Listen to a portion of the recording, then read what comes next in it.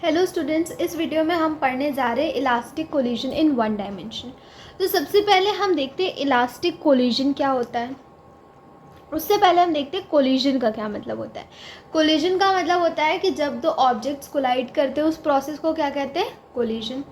और elastic collision का क्या मतलब होता है, ऐसा कोलिजन जिसके बाद जो मोमेंटम है उन दोनों ऑब्जेक्ट्स का, मतलब टोटल मोमेंटम वो कंजर्व्ड रहेगा, टोटल एनर्जी, काइनेटिक एनर्जी वो कंजर्व्ड रहेगी, और जो फोर्सेस इन्वॉल्व रहेंगे ड्यूरिंग द कोलिजन वो भी क्या होंगे, कंजर्वेटिव होंगे। ठीक है, तो ये होता है हमारा इलास्टिक कोलिजन। ठीक, अब हमें क्या प्रूफ करना है, ये डेरिवेशन क्या है हमारी, हमें ये प्रूफ करना है कि in an elastic one dimensional collision between two bodies the relative velocity of approach before collision is equal to the relative velocity of separation after the collision. अब हम इसको कैसे करेंगे ये हमें देखना है। ठीक है, अब देखिए, मान लीजिए हमारे पास दो बॉडीज़ हैं ए और बी। ये है बॉडी ए और ये है बॉडी बी। ठीक है, और ये है बिफोर कोलिजन का सिनेरियो। ठीक है, बिफोर कोलिजन। ठीक, अब उसके बाद after collision, during collision, collision कैसे होगा, दो ऑब्जेक्ट्स क्या हो जाएंगे, कोलाइड हो जाएंगे, और आफ्टर कोलिजन अगेन वो सेपरेट हो जाएंगे। अब देखिए इसमें बेसिकली है क्या, ये अगेन ए एंड बी। ठीक, ये ऑब्जेक्ट ए है, इसका मान लीजिए मास है m1, इसका है m2, m1 m2 m1 m2। अब मान लीजिए ये अप्रोच कर रहा है with initial velocity u1 and ये जा रहा है इनिशियल वेलोसिटी u2 से। अभी इनिशियल वेलोसिटी u2 प्रोड्यूस कैसे, ये ऑब्जेक्ट अपनी ही पोजीशन पे था, इसकी u1 u2 से ज़्यादा होने के कारण ये ऑब्जेक्ट भी मोशन में आ गया, मतलब इसने अपना मोशन किसको ट्रांसफ़र कर दिया, ऑब्जेक्ट b को। ठीक, नेक्स्ट देखते हैं, m1 और m2 कोलाइड हो गए, तो ये क्या हो जाएगा, ड्यूरिंग कोलिजन, और ये क्या हो जाएगा, आफ्टर कोलिजन। ठीक, अब आफ्टर कोलिजन क्या हुआ, अब ये दो ऑब्जेक्ट के मासेस तो सेम ही रहेंगे, बट उनकी वेलोसिटीज कोलिजन के बाद v1 और v2 हो जाएंगी, ये क्या हो जाएंगी, उनकी फाइनल वेलोसिटीज। ठीक है, इतना आपको क्लियर हो गया। अब इसके डेरिवेशन देखते हैं। तो हमने क्या लिया है कि let us consider two elastic bodies of masses m1 and m2 moving along same line with velocities u1 and u2 respectively. मतलब m1 की वेलोसिटी क्या होगी, u1 होगी, और m2 की वेलोसिटी क्या होगी, u2 होगी। ठीक, अब आपको ये जानना ज़रूरी है कि u1 is u2 is greater than u2। अब ये बट ऑब्वियस है कि u1 will be greater than u2, तभी उसके कारण u2 क्या हो रहा है, आगे बढ़ रहा है, नहीं तो यहाँ पे क्या होता है, यहाँ पे ऑब्जेक्ट भी रुक जाता, तभी तो ये इसको आगे बढ़ा पा रहा है। कोलिजन के बाद ये कंटिन्यू कर रहे हैं कि नहीं कर रहे हैं अपना मोशन, इसी कारण कर पा रहे हैं क्योंकि इसकी वेलोसिटी इससे क्या है, ज़्यादा है। ठीक है, अब नेक्स्ट आगे देखते हैं। इतना हो गया। नाउ अब u1, late u1 be greater than u2। ठीक, now when both the bodies will collide after some time both the bodies will collide and continue to move in same direction. अब ऐसा तो है नहीं कि उनकी डायरेक्शन चेंज हो गई, सेम ही डायरेक्शन में वो पहले भी चल रहे थे, बाद में भी सेम डायरेक्शन में ही हमने एरोज बनाए थे, ठीक है। लेकिन आफ्टर कोलिजन जब दोनों बॉडीज सेपरेट होंगी, ठीक है, यहाँ पे हम लिख देते हैं continue to move in same direction with velocities v1 and v2 where v2 is greater than v1। अब इसके बाद v2 की जो वैल्यू होगी वो v1 से ज़्यादा हो जाएगी, ठीक है। ये आपको इतना समझ आ गया कि ये कैसे हुआ। अब आते हैं डेरिवेशन पे, ठीक। सबसे पहले देखते हैं, क्योंकि ये इलास्टिक कोलिजन है, मैंने आपको क्या बताया, इलास्टिक कोलिजन में लीनियर मोमेंटम जो होता है वो कंजर्व्ड होता है। So as in elastic collision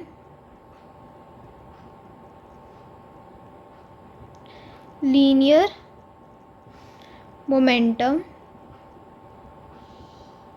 is conserved, ठीक है। लीनियर मोमेंटम क्या होता है, कंजर्व्ड होता है। तो इससे हम क्या कह सकते हैं, इससे हम कह सकते हैं m1u1 plus m2u2 is equals to m1v1 plus m2v2। यही हमने सीखा था law of conservation of momentum में, राइट। अब अगर हम इसको यहाँ पे भेज देते और इसको यहाँ पे भेज देते तो हमारे पास क्या बचेगा, m1u1 माइनस m1v1, ठीक है। मासेस को हम सेम कर रहे हैं, ठीक है। m1u1 minus m1v1 is equals to m2v2 minus m2u2। ये हो गया हमारे पास। अब हमें क्या करना है, इसमें से मास को हमें कॉमन ले लेना है। तो m1 ये हो जाएगा u1 minus v1 is equals to m2v2 minus u2, ठीक। इतना आपको क्लियर हो गया। चलिए अब आपको इस लाइन से हमें ये समझ आ गया कि अगर लीनियर मोमेंटम कंजर्व है तो हम ये डिराइव कर सकते हैं। अब काइनेटिक एनर्जी भी कंजर्व्ड है, तो अब उससे देखते हैं कि हम उससे क्या कर सकते हैं। अब देखिए, now kinetic energy is also conserved. तो अब काइनेटिक एनर्जी के कंजर्व होने का क्या मतलब है, टोटल काइनेटिक एनर्जी कंजर्व्ड है, ठीक है, इन इलास्टिक कोलिजन।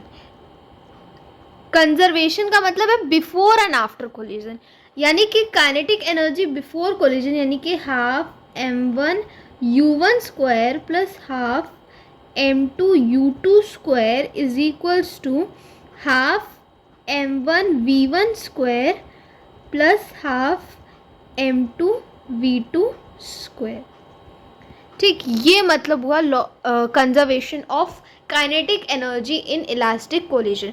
अब आपको पता है हम इसमें से 1/2 कॉमन ले लेंगे तो वो सब कैंसिल हो जाएगा। तो क्या बचेगा, m1u1 square plus m2u2 square is equals to m1v1 square plus m2v2 square, ये बचेगा हमारे पास, राइट। अब अगेन जैसे हमने उसमें इधर की उधर शिफ्टिंग की थी मासेस को कॉमन लेने के लिए, वैसे ही हम मासेस को एक मास को एक साइड ले आएंगे, ठीक। तो क्या हो जाएगा, m1u1 square minus m1v1 square is equals to m2v2 square minus m2u2 square, ठीक। मासेस को कॉमन ले लीजिए, m1 को हमने कॉमन ले लिया तो u1 square minus v1 square is equals to, इधर m2 कॉमन ले लिया तो v2 square minus u2 square, ठीक। अब ये हमारी इक्वेशन 3 हो गई। इक्वेशन 1 और 2 क्या थी हमारी, ये थी हमारी इक्वेशन 1, ये थी हमारी इक्वेशन 2। ठीक है, और ये हो गई हमारी इक्वेशन नंबर 3। अब हमें क्या करना है, अब हमें 3 को 2 से डिवाइड कर देना है। ठीक है, डिवाइडिंग इक्वेशन 3/2। अब आपको याद है, अब मुझे वापस से पेज पलटने की ज़रूरत तो है नहीं, ऐसे मैं डायरेक्टली लिख दूँ। ये क्या थी हमारे पास इक्वेशन, तो अब जब आप उसको उससे डिवाइड करेंगे तो आपके पास जो आंसर बचेगा, अच्छा मैं आपको डायरेक्टली पूरा लिख के बता देती हूँ। तो हम इक्वेशन 3 में से किसको डिवाइड करें, इक्वेशन 2 को, यानी कि m1 u1 square minus v1 square is equals to m2 v2 square minus u2 square upon, अब जो इक्वेशन 2 हमारे पास आई थी उसको हम नीचे लिख देंगे, m1 u1 minus v1 m2 u2 minus v2, ये आई थी। अब इससे ये कैंसिल हो जाएगा, इसको हम क्या लिख सकते हैं, u1 plus v1 u1 minus v1 upon u1 minus v1 is equals to v2 minus u2 v2 upon, ठीक, ये हुआ। इससे ये कैंसिल हो जाएगा, राइट। अब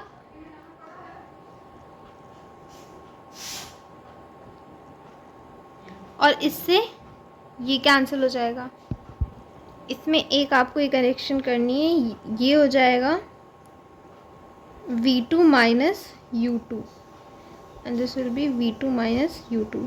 ठीक, ये आपको v2 और u2 का सिंबल का ध्यान रखना है, इसलिए मैंने v के ऊपर ऐसे कर्ल कर दिया है ताकि हमें पता रहे कि क्या आना है आपका आंसर।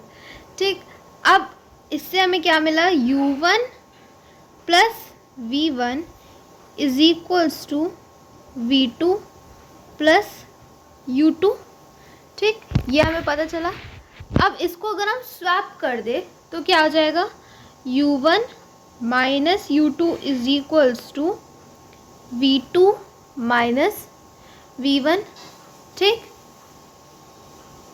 अब ये क्या हो गई हमारे पास, ये हो गई इक्वेशन नंबर 4। ठीक, अब इससे हमें ये क्या पता चलता है, इससे हमें ये पता चलता है कि the relative velocity of approach before collision is equal to the relative velocity of separation after collision, यानी कि u1 minus u2 is equals to v2 minus v1, यानी कि इनिशियल वेलोसिटीज़ का difference is equal to the difference of final velocities. ठीक, यही हमें prove करना था। अब हम इस रिज़ल्ट से एंड में क्या लिख सकते हैं कि relative velocity of approach is equals to relative velocity of separation, यानी कि u1 minus u2 is equals to v2 minus v1।